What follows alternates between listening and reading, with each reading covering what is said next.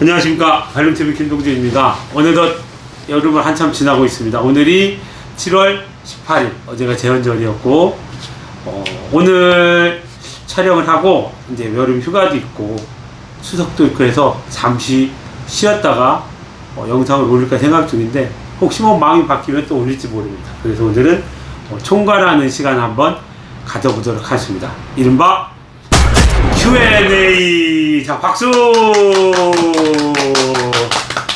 자, 첫 번째 질문은 무엇입니까?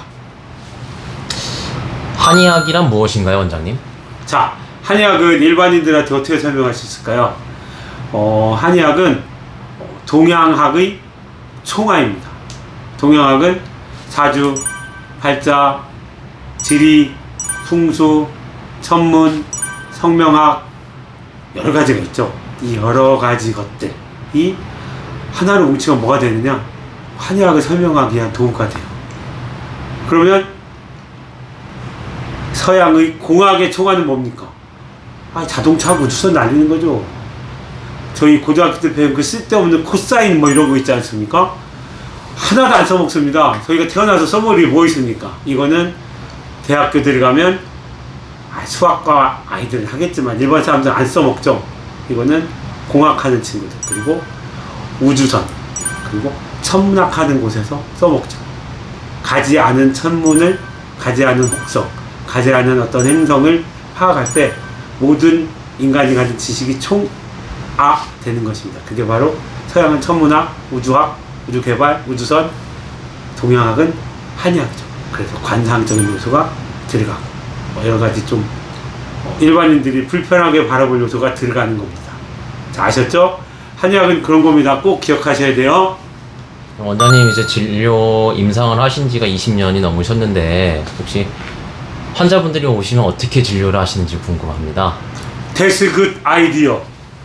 저는 문국 권건혁 선생님을 만나서 16형 의학을 배운 사람입니다. 그 전까지는 의학이문이나 동의보감 이런 것들을 많이 봤는데 선생님을 만나서 황제내경을 알게 되고 그 책을 읽으면서 한의학의 깊은 바닷속에 발을 움펑 담글 수 있었습니다. 16형 의학은 제가 몇 번 말씀드렸죠.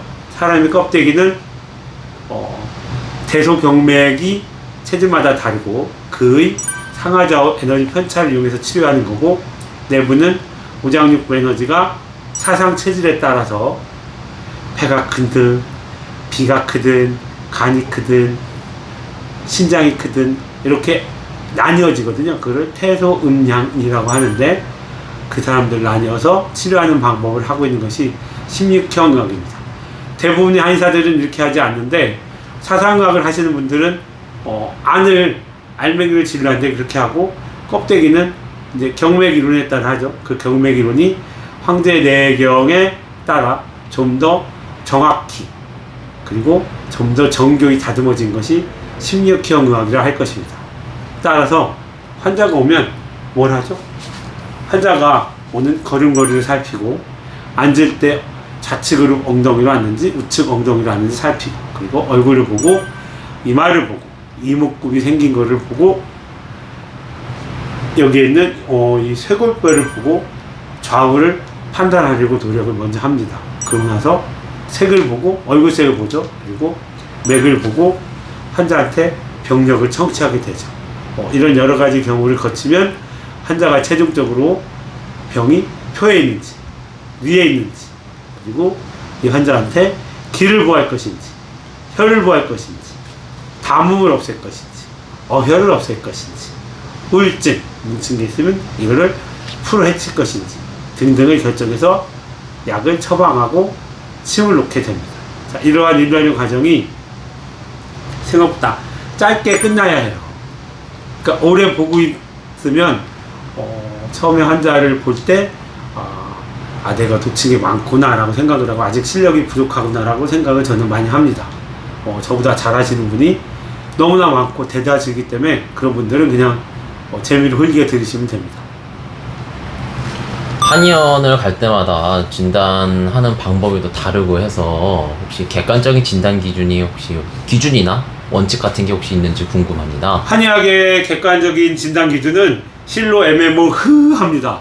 이유는 서양의학의 그것 혈액 검사나 어떤 나머지 데이터에 기반한 것보다 한의사 중심의 주관적인 요소가 많이 함유가 돼서 그렇죠.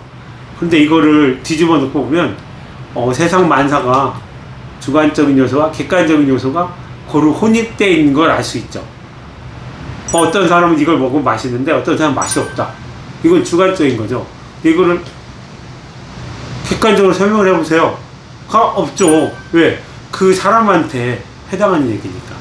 자, 여기서 객관적인 거는 저희가 흔히 보는 거는 색진, 얼굴에 있는 색을 살피거나 맥진, 요골동맥에서 맥을 살펴 환자의 병세를 판단하는 일이 가장 객관적인 지표를 할 것입니다.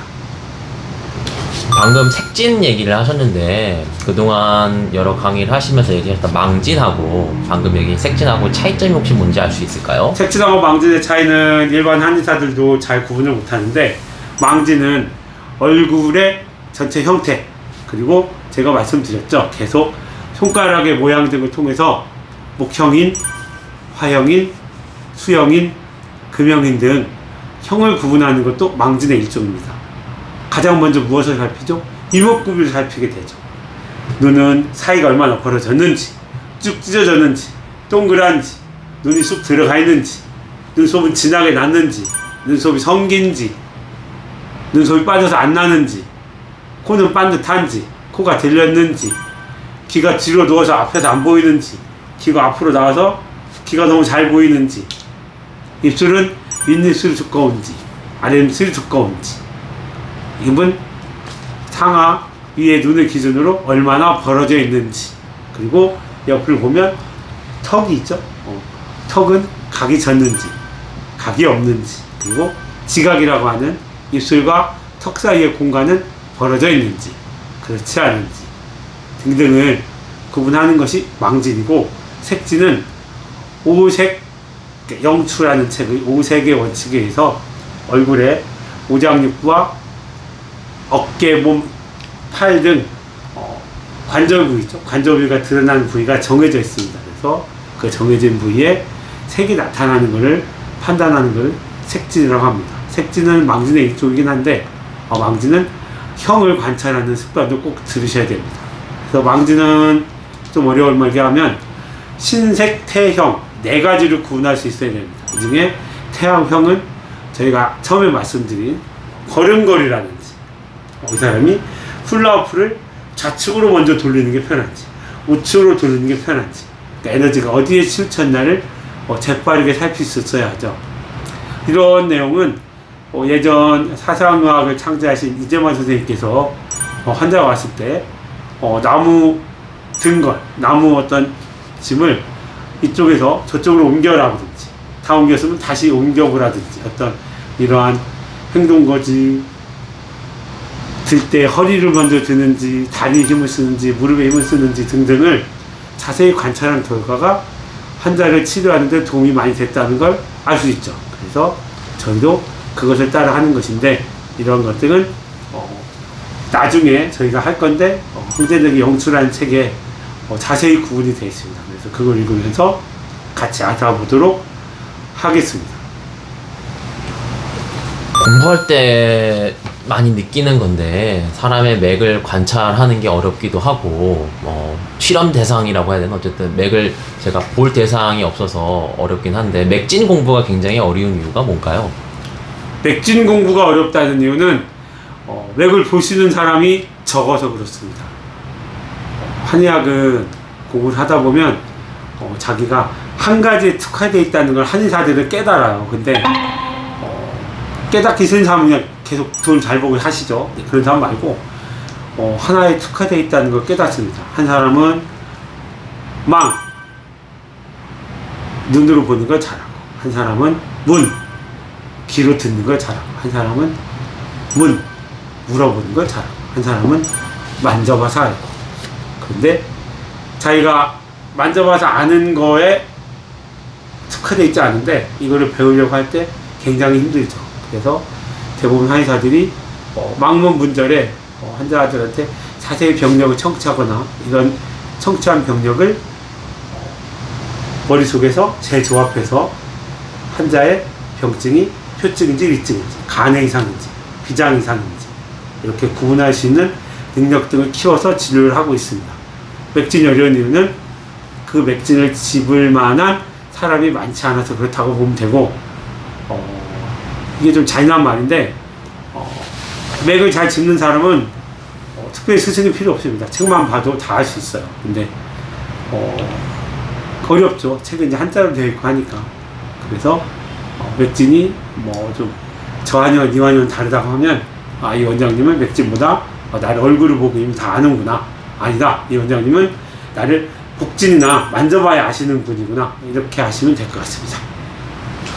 설진이라고 하는 진단 영역이 있는 걸로 알고 있는데, 설진은 무엇이고 어떻게 하는지 좀 궁금합니다. 설진은 예전에는 중국에서 많이 했는데, 이거는 상안이나 온병에서 이 환자의 열이 몸에 어디까지 들어가는지, 그러니까 천층인지 신부인지, 신부에서 오장까지 들어가는지를 파악할 때 많이 사용했던 방법이죠.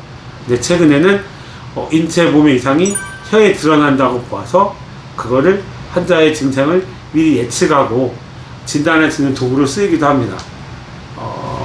가장 중요한 거는 오관이라고 하는데, 관상에서 오관은 혀가 없고 눈썹이 들어가고, 이목비구니까 4개밖에 없잖아요. 그렇죠? 한의학에서 오관은 눈썹을 빼고 혀를 집어넣고 있습니다. 그래서 혀는 심장의 상태를 가장 많이 반영한다. 이렇게 할 수 있죠. 자, 혀가 심장의 상태를 발견하는데, 혀가 많이 갈라져 있다. 누가 봐도 심장에 피가 좀 부족하거든요. 왜?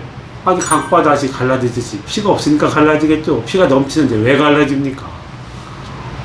심장에 문제가 있구나를 유추해 볼 수 있다는 거죠. 그러나 이제 부위별로 설진을 한다면 조금 더 자세히 할 수 있습니다. 일반인들은 뭐 그 정도 하면 될 것 같아요. 저는 심장도 안 좋은데 혀가 많이 갈라져 있어요. 양약을 오랫동안 먹은 환자가 그렇습니다. 굉장히 심플화되는 거죠. 양약을 오랫동안 먹으면 혀에 있는 편평상피세포하고 위장에 있는 편평상피세포하고 똑같은 구조를 가져요. 그래서 위장에 문제가 되면 혀에도 이상이 나타나요. 그래서 심장에 문제가 없고 검사에 아무 이상이 없는데 혀가 많이 갈라져 있다. 양약을 과다 복용, 오래 복용, 그리고 양약 부작용이 있다고 저희가 유추해 볼 수 있는 겁니다.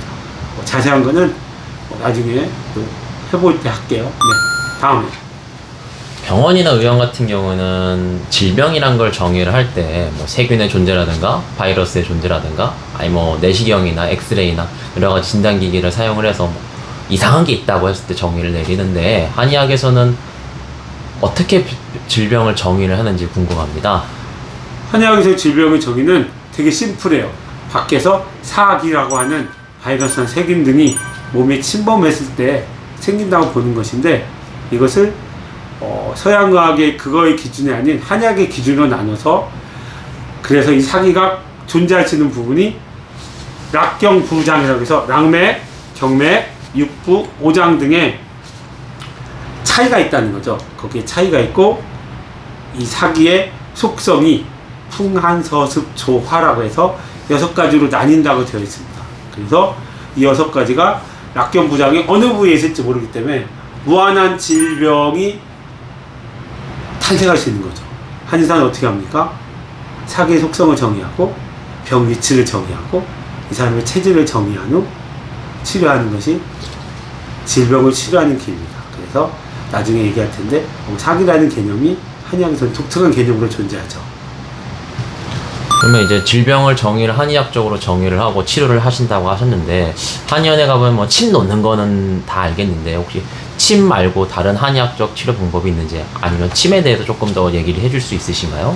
침은 우리가 알고 있는 몸의 365개의 경혈에 침을 놓아서 경혈의 에너지를 조절해서 치료하는 거죠.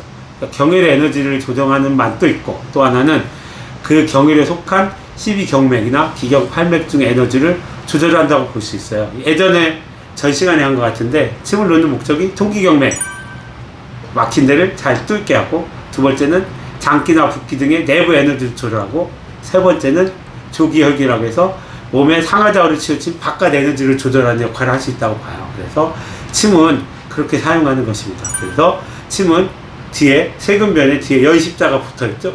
상하좌우라고 설명을 한번 드린 것 같고, 뜸은 그 경열짜리 에너지가 극히 부족할 때 에너지를 뜨거운 에너지로 채우려고 하는 것입니다. 왜? 그 에너지가 인체 온도인 30.5도보다 떨어져 있다는 거죠. 그래서 30.5도의 온도를 근사하게 맞추기 위해서 그 사이에 뜸을 떠서 화기, 뜨거운 에너지를 불어 넣는 것이죠. 그리고 탕약이 있죠. 탕약 같은 거는 이제 몸에 사기가 들어와서 병이 걸리면 병기, 안 좋은 기운이 가득 차게 돼요. 그래서 생생한 기운을 가진 한약을 다려먹으면 한약이 어두운 기운의 병기를 내쫓아서 몸에 생기를 다시 되찾을 수 있게 한다. 해서 한약, 침 등을 한약의 전통 방식으로 저희가 처방하고 환자 질병의 치료에 응용하고 있다고 봐야 합니다. 아까 질병을 진단을 하고 사기의 속성을 파악하고 나서 체질 얘기를 하셨는데요, 원장님. 제가 알기로는 체질별로 이렇게 음식물을 먹을 수 있는 것들, 없는 것들 나뉘는 걸로 알고 있어요. 이렇게 체질별로 음식을 이렇게 조절하는 것이 과연 중요한지 궁금합니다.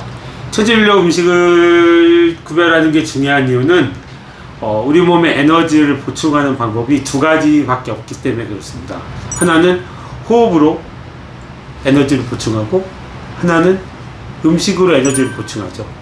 호흡 에너지는 저희가 공기를 바꿀 수가 없어요. 그래서 이거는 나중에 테크닉을 통해서 속도를 조절하는 방법을 찾게 되고, 음식은 이재만 선생님이 제시하신 것 원칙으로 태음인, 태양인, 소음인, 소양인들의 어울리는 음식을 먹어서 몸의 에너지를 균일하게, 그리고 병이 걸렸을 때 좀 더 스테이블한, 안정한 상태로 만들려는 목적이 강하죠. 그래서 희귀난치 질환이나 암 환자 등은 특히 음식을 잘 지키는 것이 저는 중요하다고 생각합니다. 보통 소음인 같은 경우에는 속이 안 좋아서 돼지고기나 메밀이나 이런 차가운 음식을 먹지 말라고 하는데, 특히 원장님 같은 경우에 진료하실 때 돼지고기를 환자분들에게 먹지 말라고 많이 권유를 하시잖아요. 그러면 왜 돼지고기를 먹으면 안 되는 이유가 뭘까요? 돼지고기 먹으면 배 아파요.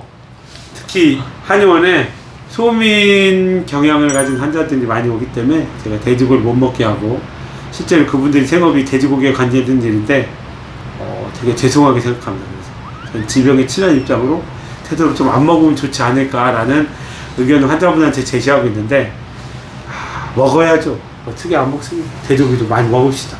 돼지고기 많이 먹고 아프면 한의원에 와서 침도 맞고 그렇게 하세요. 그러면 좋죠 뭐. 저는 그렇게 생각합니다.